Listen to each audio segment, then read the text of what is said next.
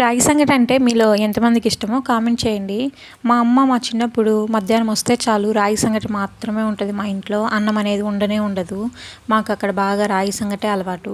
ఇలా మెత్తగా అయిన అన్నాన్ని కొంచెం బాగా మెదుపుకున్న తర్వాత రాగి పిండి ఎంత కావాలో అంత వేసి దాని తర్వాత ఇలా బాగా అన్నము అలాగే ఈ రాగి పిండి 2 బాగా కలిసే విధంగా కలుపుకోవాలి.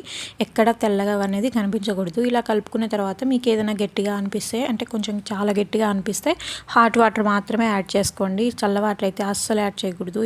అలా యాడ్ చేయడం వల్ల అన్నం అనేది మెత్తబడే ఛాన్స్ ఉంటుంది. కాబట్టి అలా మీరు హాట్ వాటర్ యాడ్ చేసుకోండి. మేమైతే మా చిన్నప్పుడు రాగి సంగటి కాంబినేషన్లో పచ్చడి, మిరపచారు, ఎండు చేప ఇవి మాత్రమే తినేవాళ్ళమండి. అంటే తాలింపు ఉండేదన్నమాట. ఏదో ఒక తాలింపు, అలసందల తాలింపు కానీ అలా ఏదో ఒక తాలింపు, పచ్చడి, మిరపచారు, ఎండు చేప అయితే ఖచ్చితంగా ఉండేది. మరి మీలో ఎంతమంది ఈ కాంబినేషన్లో తిన్నారో కామెంట్ సెక్షన్లో అది కూడా కామెంట్ చేయండి. లైక్ చేసి సబ్స్క్రైబ్ చేయండి. Thanks for watching.